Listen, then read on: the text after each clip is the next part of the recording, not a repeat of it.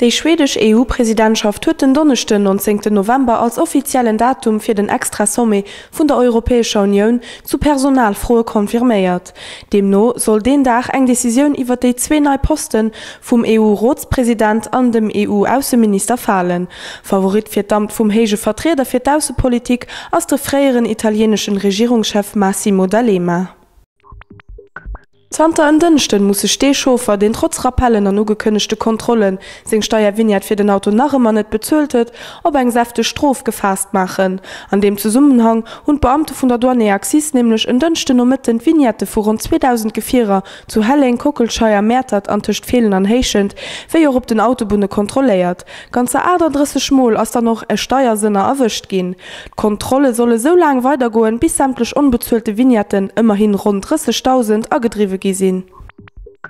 Den deutschen Fußballnationalgoalkeeper Robert Enke huet sich Liewe geholl. E Sprecher vun der Hannoveraner Police huet matgedeelt, dass den 32-jährigen e Brief an der Los hat fir Adi ze soen. An do wennst géif auch kein Zweifel méi fir Selbstmord bestoen. De Spieler vum Hannover 96 war en dënchten Owen vun engem Zug iwwerrand gin. Hien hat awer recht kurz no enger Infektionskrankheit sei Comeback annoncéiert.